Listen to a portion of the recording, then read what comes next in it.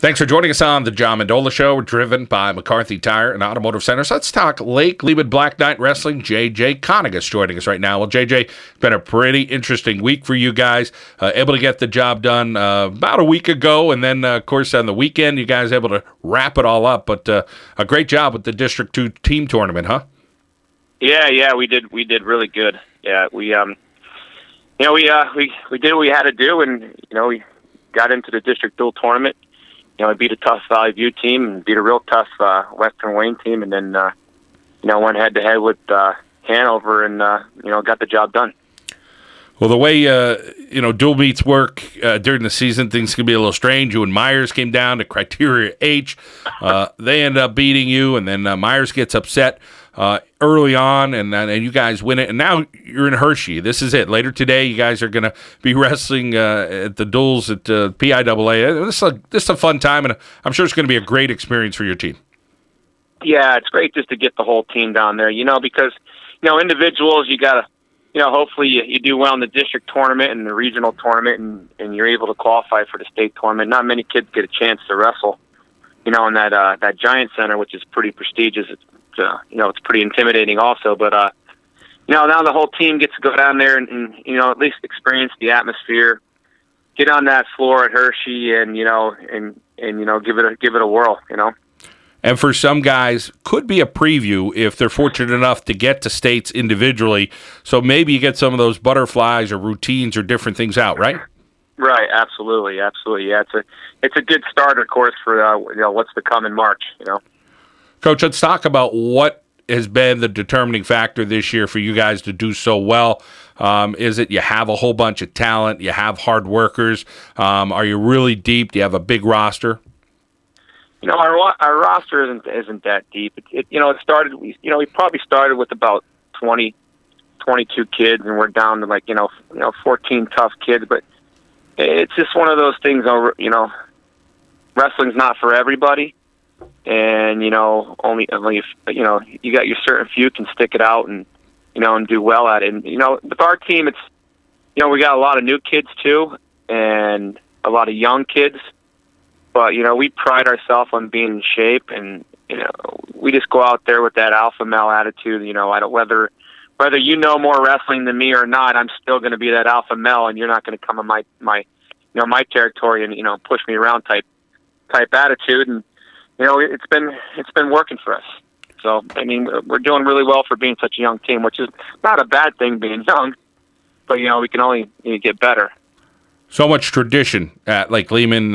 Take through some of the names on the lineup, and we'll talk more about the lineup. You'll take us through that, but just thinking about, there's a Lipsky, there's a Williams, there's a Konigus. There's three names that have kind of been involved in Lake Lehman wrestling in some regard, whether it's a nephew or a son, or whatever. Yeah, right? You got Tommy Williams. His dad coached me. He was the former coach of Lake Lehman. Him and Phil coached for a long time. They were both my coaches, and you got Bob Lipsky that's Phil's nephew, is wrestling for us, and he's doing really well. And then I got my son who's wrestling heavyweight, is having a great season also. It's an interesting situation. Sometimes when they're on a match, and, it's tough to coach your kid sometimes, but it's a great feeling watching him do well and just seeing how he's progressing throughout the year. Talk about that separation between coach, father, son, how he separates it. Not easy for anyone that you ever talk to. And of course in wrestling, I think it's almost heightened a little bit more because it's that individualized a little bit. Yeah, when Caleb steps on the mat, it's I think I'm more nervous than he is. It's crazy. I usually let Coach Weber do all the coaching when it comes to that. I try to sit back and and keep my mouth shut for the most part, but it's tough. I love to be in his corner. I try to just walk him through the matches how I would want to wrestle, and he's got his own style, of course, and it's working for him, but it's a nerve-wracking situation when let alone having any of your wrestlers out there, because they're all like your kids at one point or time, and I got my son out there. It's like, whew, I think I'm definitely more nervous than he is most of the time. Coach, how about one thing you can think of your son that you're like, wow, I never did that, he does that, and then How about one thing that you wish he did that you did? He's very calm, cool, and collective when he goes out there. Caleb just he doesn't get nervous. I'll ask him before matches. How do you feel? What do you feel? I'm fine. I'm ready to go. Like he doesn't. I think I got a little bit more hyped up than he does for matches when I wrestled. He definitely keeps him. He stays more calm than and more calm than I was when I wrestled for sure. And I don't know how he does it, but I'm not going to change it because it's a good thing.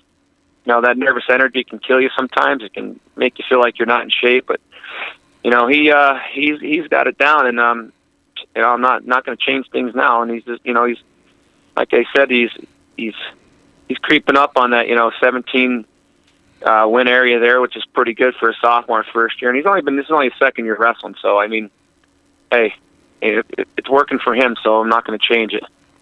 And seeing him at practice this week, he looked like that great demeanor that you're looking for in a wrestler with an even keel. Let's now go through the lineup, Coach. Let's start with your lower weights. Talk about 2 or 3 kids, and then we'll kind of get over to the middle weights and maybe some of the upper weights. But let's talk about some of the guys with experience that are having a nice season for you. At 6 and 13, I got 106 and 113. I got 2 freshies in there, freshmen, and that I brought up, Bobby Long and Austin Schuler. They're just having a great year. Bob Long, I think he's got 27 wins this year, and he's just he's a little stud. Schuler is just a great athlete. He's got that never quit attitude, and he's doing also great this year. And then then you move into the mid weights in there, and you got Cobb.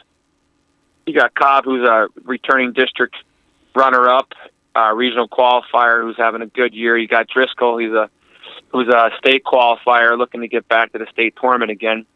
And then you got Lipsky, who's having a great year too at 38. And then you jump into the bigger guys. You got Tom Malonis at 52. Jake had a great week for us last week. I think he was athlete of the week. He had 2 crucial overtime wins against Western Wayne and Myers. We bumped him up a weight class to wrestle. And then you get into Chris Hatzel, who's probably not having a year that he thought he would have, but he's brand new at the sport and he's getting better every day. And my hat's off to Chris for sticking with it. And then you got of course Tommy Williams is having a great year. He's been there since he's been a freshman, and he's just he's having a best year he's ever had right now. And then you got Chris Rosenkrantz at 95. And 82 and 95, and Charles Harry at 95 are just same thing. They're having great years. Chris this is the second year I had Chris. This is the first time I had Charles Harry. He came from Tunkhannock. He moved to Lehman, and we plugged him in the lineup. Finally got down to 95, and he's had 3 big wins for us in the duels.